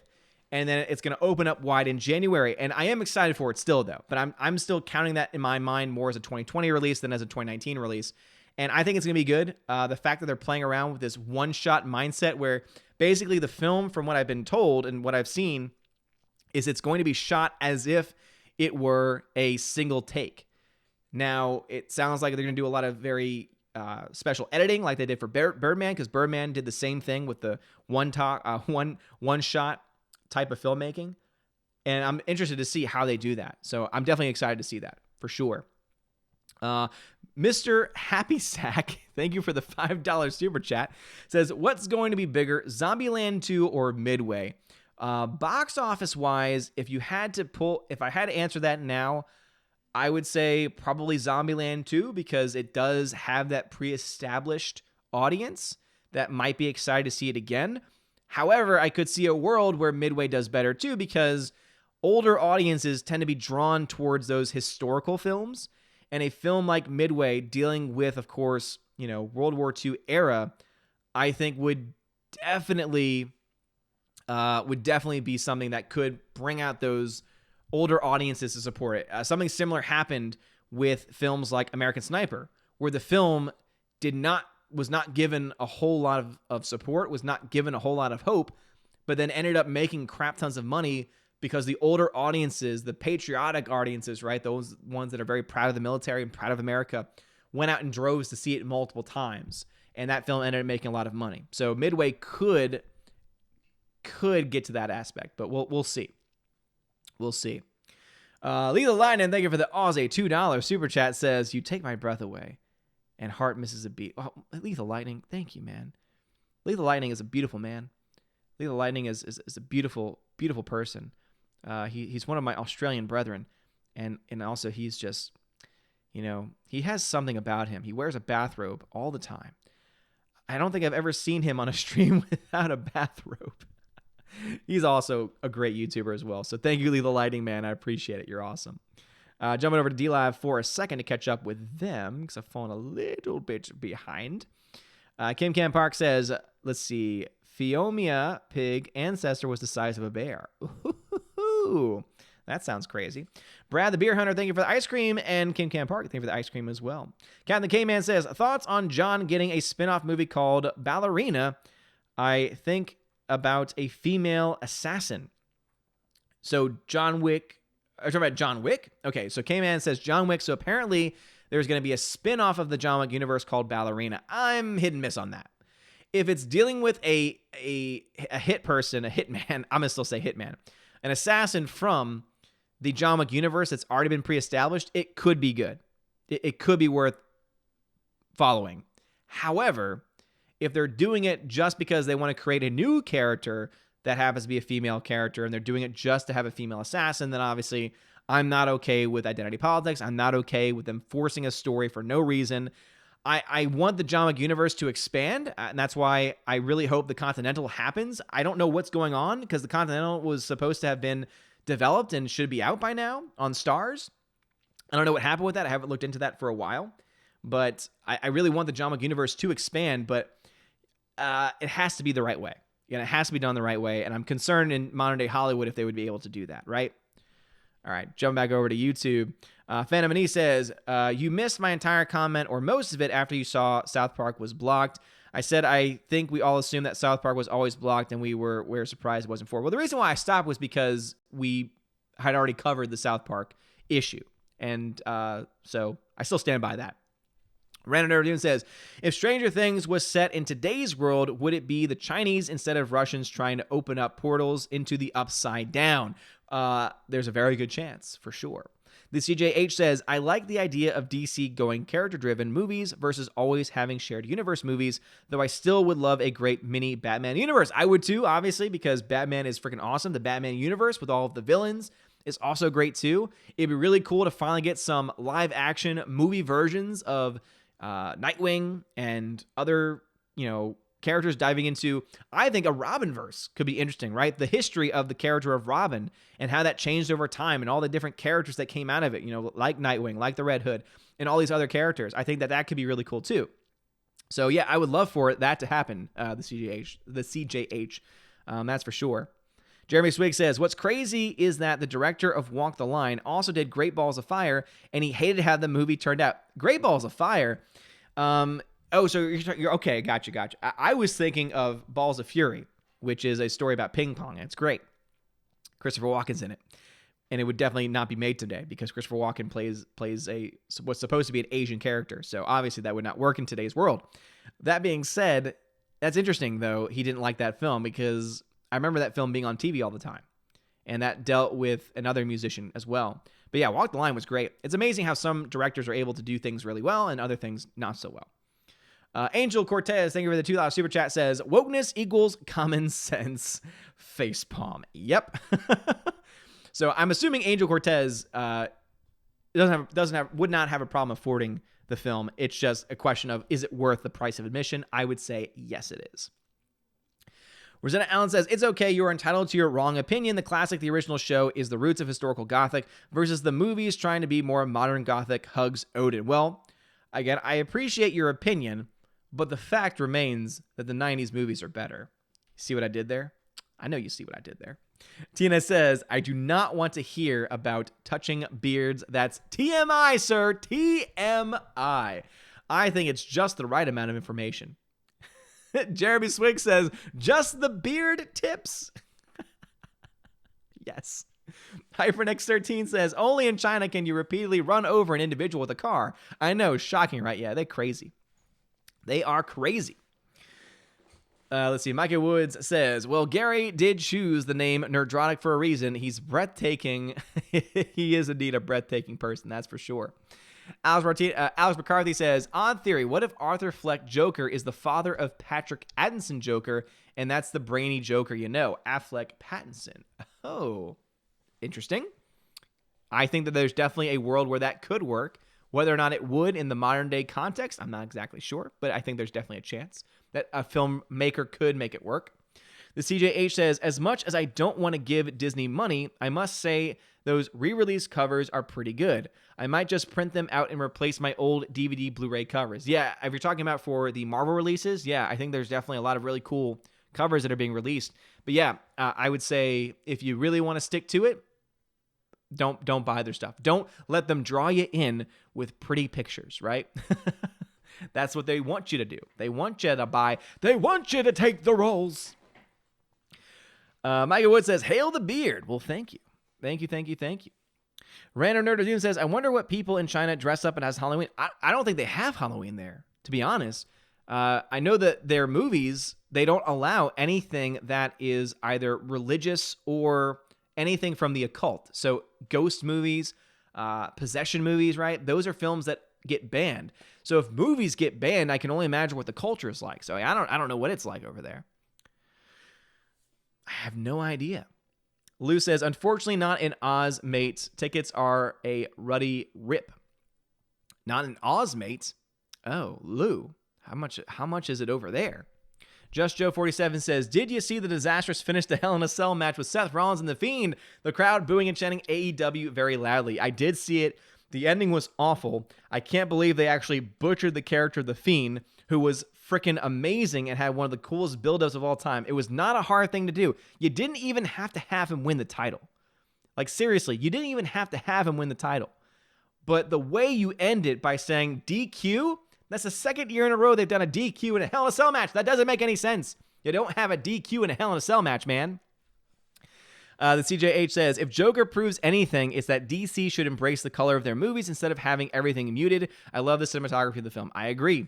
I think that it shows you can make a well-crafted film, a good, objectively good, great movie, and not have to just fall into the back and forth, non-stop CG mess nightmare that most of these giant big-budget films tend to fall into. Michael Martinez says, sorry I left. All of a sudden, I had to eat dinner. No problem. Sasa Neon says, what about the Addams Family animated series? That was how I was introduced in the Scooby-Doo episode. I think that was a great series, too. I think the animated series was also very good, but my bread and butter has always been the 90s movies. I'm a 90s kid. Aiden Vickery says, bear-sized pigs may sound great, but remember all the versions of Ripley in Alien Resurrection? Man, it's been so long since I've seen Alien Resurrection. I don't even want to think about it. Michael Martinez says, what is your favorite Stanley Kubrick film? Probably 2001, A Space Odyssey, but there are a lot of really good films he's done. Aiden Vickery says, bear-sized pigs may sound... Okay, that's a double comment. A Random Nerd of Doom says, what about a standalone Clayface movie horror set in China? Definitely not. However, I recommended that in one of my videos recently, was that I personally would love to see a Clayface movie. But that's me. Not everyone's going to feel the same way on me. But hey, I think Clayface was one of the most underrated villains in the Batman animated series. His origin story still sticks with me to this day. It's probably one of the episodes I saw the most when I was a kid. So I really enjoy that character in the animated series. Jeremy Swig says, stay cool, bird boy. Let's see. Where are we in the chat? The chat jumped on me again. Very, very sorry about that. It looks like, yeah, more comments were skipped. YouTube is on a roll tonight. Very sorry about that. We're at 8:05 in the chat. It's currently 8:17 where I am, which means I'm about 10 to 11 minutes behind in the YouTube chat. Again, very, very sorry indeed. I do not want to do that. YouTube simply forces it upon me. The CJH over on DLive, though, says we should get a Riddler movie. Yeah, I would be down for that. A Riddler origin story. I actually really enjoy the Riddler origin story in Batman Forever. There's also a lot of really crazy things that happen in Batman Forever, but one of my favorite parts of it is indeed the portrayal of the Riddler by Jim Carrey. To me, that might be one of the best portrayals I've ever seen of that character. Micah Wood says, what's heavier, 100 pounds in feathers or 100 pounds in bricks? Ever seen a grown man naked? Man, I picked a bad day to quit cocaine. Well, if anyone didn't know, the first question, obviously 100 pounds in feathers is the same as 100 pounds in bricks because they're both 100 pounds. And ever seen a grown man naked? Man, I picked a bad day to quit cocaine. Airplane, such a great film. Let's see. Pikachu FPS 3, thank you for the $2 super chat, says Alita Battle Angel equals most conservative film of 2019. Do you mean politically? I don't know about that. I think it's definitely one of the best films overall of 2019, but I don't think there's really a lot of. That's the reason why I love the film, and that's the reason why a lot of people love the film, is that it's not political. You know, it doesn't have a real political message. It definitely, I would say, is critical of centralized authority, right? Centralized government with Zalem, right? However, I don't think that there's much of a political bent to that, right? I think that's just common sense stuff that all of us can agree with. Alice McCarthy says, Joker versus Luthor, Doom of Justice. Mr. Freeze shows up near the end. You're not sending me to the cooler. Yes. That would be wonderful. Tina says, someone in the chat suggested a Fandango gift card. I think there's also Adam tickets for gift cards too. Sounds good, Tina. So just let me know in the chat, in our private chat, if anyone comes to mind. Perth Comic says, what do you get if you cross a teddy bear with a pig? A teddy boar. Micah Martinez says, I'm really excited for 1917. It looks like a great film. Yes, it does. Jeremy Swig says, Odin is never behind in the chat, nor is he early. He reads them precisely when he means to. Yeah, I wish that I was more like Gandalf, like being able to do magic. Lou says, I've been in a Wu-Tang spree watching old kung fu movies their albums were based off, and 36 Chambers is a Tops movie album. Yeah, I have not seen a whole lot of old kung fu movies, but it's something that I would definitely like to do at some point. Peabody says, if you watched Razorback, you could answer that 100 pig-sized bear question. Well, obviously, I haven't seen it yet, but I'm glad that eventually I'll know the answer to it. Orange Hat Review says, Gemini Man sounds the Metal Gear Solid games where a clone the perfect soldier goes off after the original. Oh, I did not know that. That is interesting. Tina says, I went to see Pearl Harbor because I expected Pearl Harbor, not a lame love triangle. By the time the attack occurred, half the audience had left. Yeah, and hopefully Midway doesn't do that. I have not seen, I really don't know much about Midway the movie versus obviously Midway the event. But yeah, if they decide to go in that direction, that would be interesting. Frank Hernandez, thank you very much for the super chat, says, Batman Forever underrated. Also, Seal soundtrack. The soundtrack for Batman Forever is indeed a great soundtrack. I love that soundtrack. I owned it on cassette tape. Yeah, that's how old school I am. And I know there's some people in the chat going to say, you're not old school. Back in my day when we had the records, we listened to the radio every night. Very sorry indeed for anyone in the chat that was during that time period. I mean it completely out of love. But Batman Forever is indeed an underrated film. It's not objectively good. It is still very entertaining. I love to watch it. And yeah, the soundtrack is fantastic. It is wonderful. The CJH over on DLive says the portrayal of Riddler on Gotham is pretty good as well. I kind of gave up on Gotham after a couple episodes. It never brought me into the show, sadly. Frank the Bunny says Clayface won't get an origin story. SJWs will claim it promotes the destruction of our environment for non-recyclable for non-recyclable pottery. No. They'll go after it because they'll go after body shaming. Because it's about an actor who's trying to keep his looks up and he's trying to, use the chemical to look like other people. They'll use it as a body shaming exercise. That's the direction they'll go with that too. Daniel Thorne says, why does Gemini Man need high frame rates when the other action CGI movies didn't need it? It's because it's what Ang Lee has been pushing. So currently Ang Lee and his buddy, I'm blanking out. Peter Jackson. They're the only two people in Hollywood that have been really pushing for the higher frame rate. I think James Cameron is jumping on the bandwagon as well, or at least is more open to it. But it's something that those two directors, specifically the first two, Peter Jackson and Ang Lee, have really been jumping on. There's no reason for it. Most theaters don't support the frame rate either. You need a special projector in order to show it. I remember that our theater that I worked at had to add in that kind of stuff.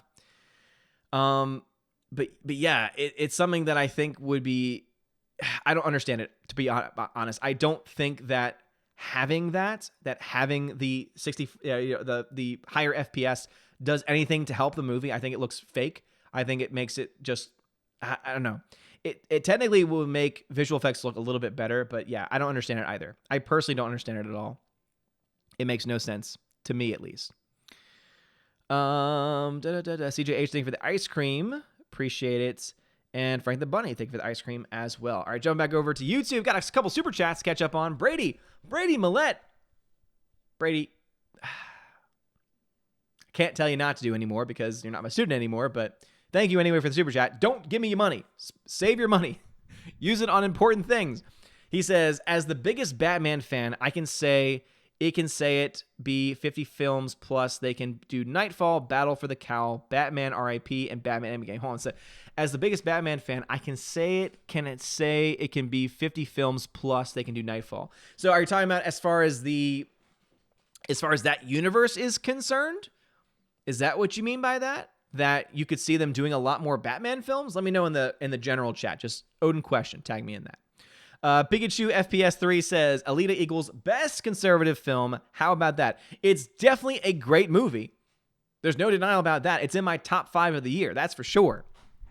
But conservatism, I don't think has a role to play there. Perfect. Personally. CI Productions coming to the stream. What's up? So he says hit and miss or hit and miss. I think hit and miss. Does it sound like I'm saying something else? Darth Merle says, hearing that Rihanna has been cast as Poison Ivy is pathetic. 1, she's a bad actress. 2, stop replacing redheads, Hollywood. I thought that was a rumor. I thought that was just an image that was floating around. I didn't think that had been confirmed yet. Because the image that they showed was, I think, mostly Photoshopped, and it had her with red hair. So I don't know if that's true or not yet. But yeah, I agree. She's not a good actress. How about we just stop there? She's not a good actress. Grandmaster Yoda says, I believe the reason to why so many movies come out in December close to episode 9 are the developers know fans are broken and they're not scared of it like they were with Endgame. No, the reason why you're having a lot of films come out in December is because independent films, Oscar bait films always come out in December every single year. And it's because it'll be the last movies or it'll be the freshest movies in the minds of Oscar voters when the nomination ballots open up.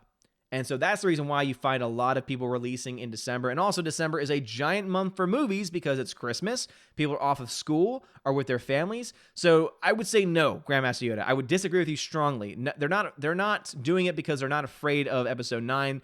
They would be doing it anyway. If Endgame had been released in December, which would have been stupid because it would have faced a lot of competition, it still would have done very well, but it would have also had a lot more competition than what it did when it came out in April, May. But no, I strongly disagree with you there, good sir. Strongly disagree with you. Slash Neon says, how much backlash will Disney Lucasfilm get for removing Rose Tico from merchandise? I expect Uncle Ethan will be ticked. Yes. I've already heard some backlash from it, and at the end of the day, get over it. She was a minor character. She was not a very well-established or well-written character, so they're doing the right thing by not featuring her.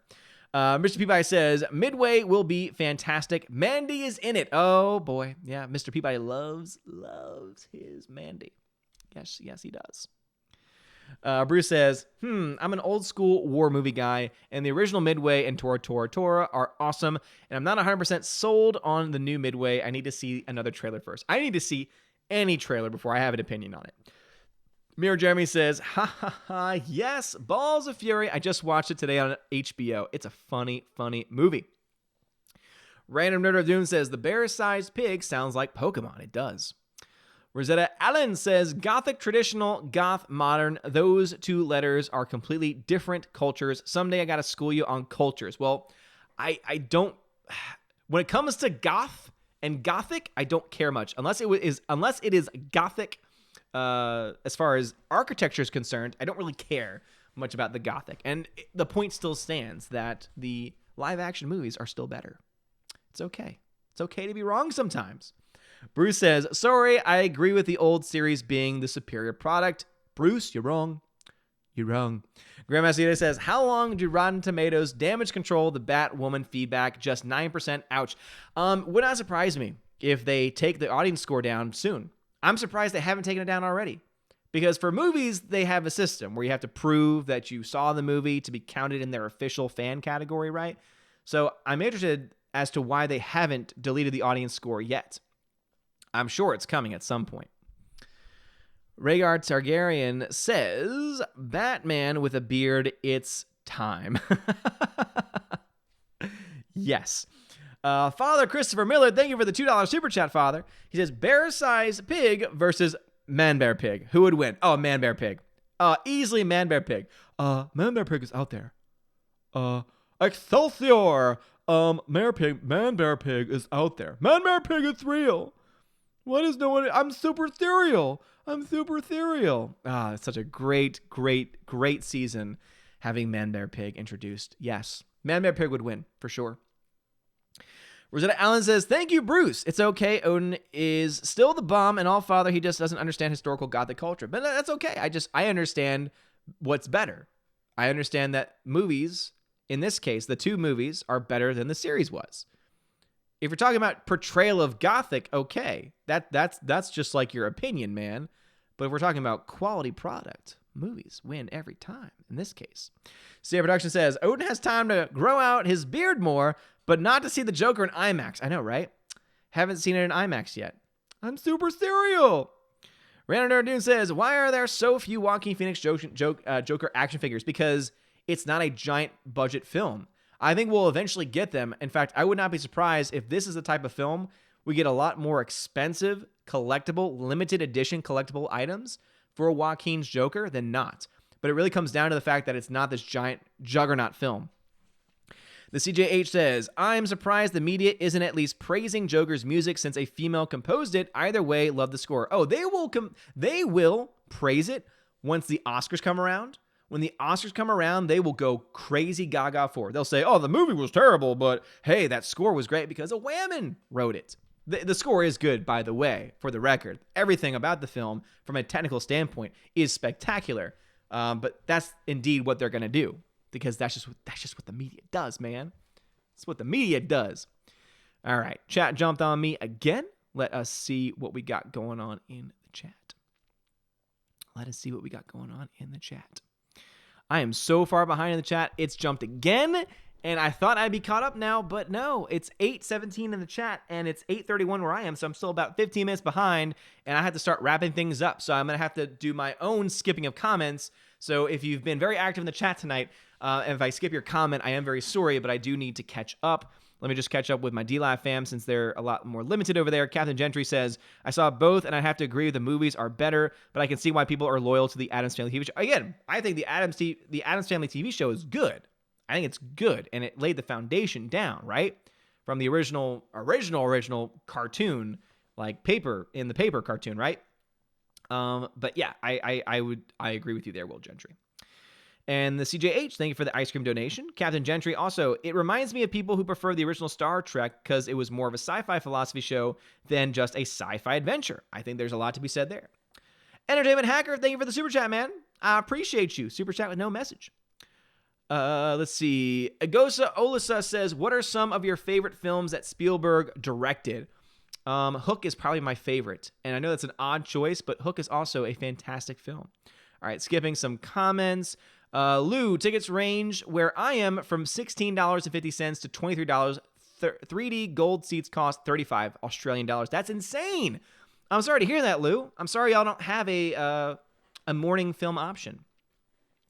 Rhaegar Targaryen, I haven't seen you much in the chat, says, given the animated series and especially his role in Arkham series of games, Clayface would be a no-brainer for the movies. Also, a well-written movie about Arkham in general would be good too. Oh my gosh, could you imagine? Could you imagine an Arkham movie that focuses on the people in Arkham Asylum? That would be cool. Aiden Vickery says, sorry for the double comment. That's okay.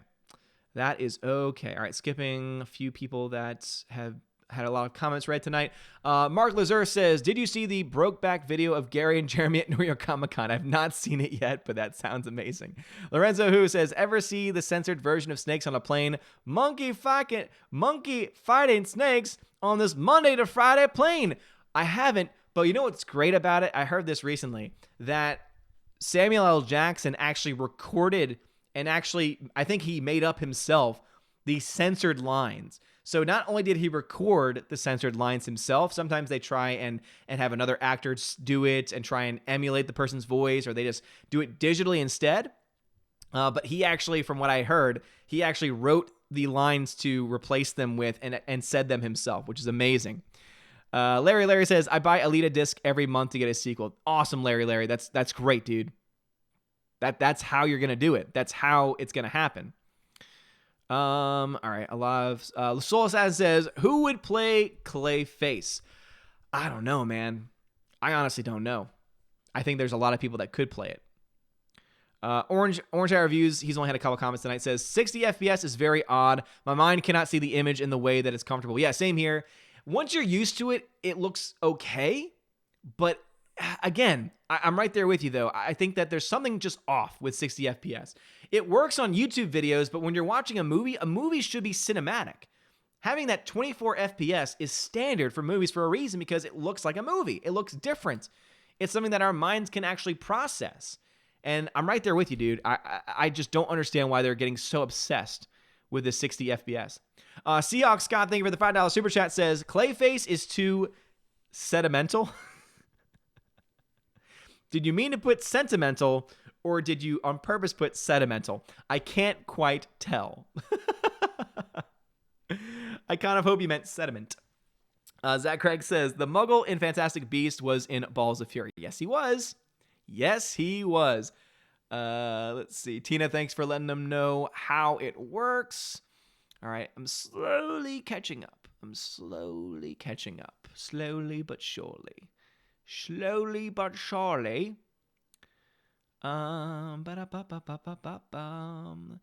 Zoomer Hub says, do you think the real Odin would make fun of you for being... Oh, we got a troll in the chat, Valkyrie. Zoomer Hub says, do you think the real Odin would make fun of you for being a man-child? Well, couple of facts for you. One, Odin isn't real. So there's that fact, Zoomer Hub. And the second fact is, what basement did you just crawl out of? What hole in the ground did you just crawl out of? Seriously? Like, you have nothing better to do on a Tuesday night than come into my stream? To come into my stream and accuse me of being a so-called man-child? Zoomer Hub, you know what happens, Zoomer Hub? You know what happens when you come into Odin's stream acting like an asshat? You know what happens when you do that? You just made the list. Get him out of here. Valkyrie, do your work. Do your work. We don't allow crazy. Not even, like, at least you could be clever. At least you could have a clever insult. That's just a lazy insult. That is just lazy. Tina says, calling it now, Knives Out wins Best Picture because we don't get the director. No. He wins Best Director. The movie doesn't win Best Picture. They'll save that for another woke movie. Ryan Johnson wins Best Director. Or, I could see them doing this too. He wins for Best Writing. He'll win an Oscar, or at the very least, he'll get nominated. There's no question about that. All right, I'm almost caught up with the chats, so let me just see. I'll read a few more. Apollo Patriot says, I mean, drunk is like right now. I mean, Odin drunk is like, wait, what? Huh? What? Super Anime Gamer says, I seriously cannot wait for the rest of the year. I mean, Joker, 1917, Ford vs. Ferrari, and The Lighthouse, Irishman. Yeah, there's definitely a bunch of movies still left to be excited for. Jeremy Swiggs, skip me! Don't read this comment either. Well, now I'm at the end, so I'm reading all the comments that I can find. Yes, Valkyries, attack the troll! Troll in the chats! Troll! Something tells me that's probably someone from that cult on Twitter that doesn't like the fact that they lost. That might be where that person came from. All right, jump over to DLive for a second. CJH, thank you very much for the ice cream donation.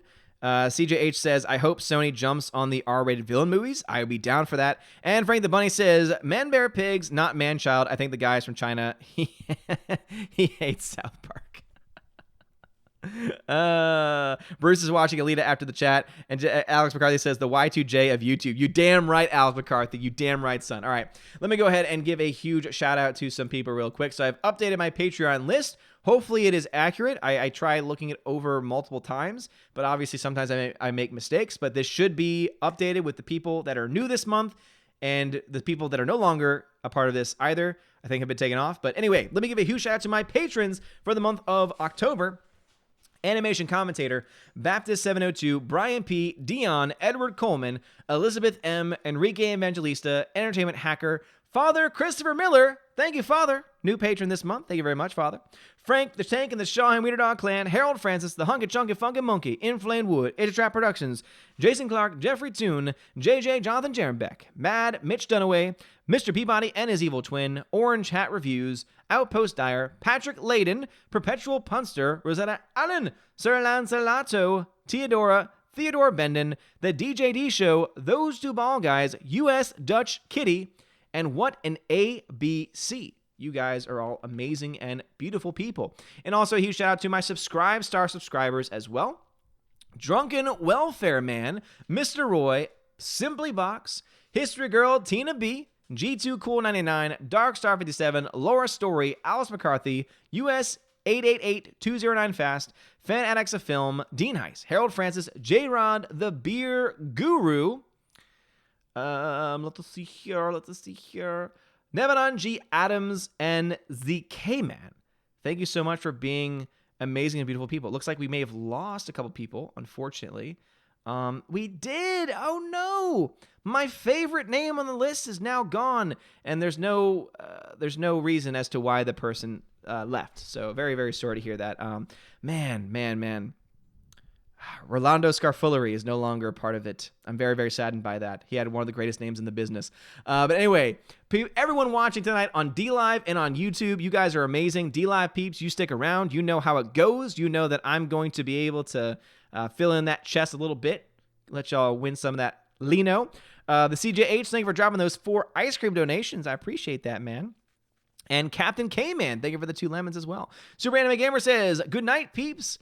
Tina says, Saturday night, let them know. Yes, so I'm planning for this Saturday to be a special edition of the stream where we will have some trivia. We've had a lot of amazing people behind the scenes, mainly Tina. Let's just be honest, it's Tina's baby.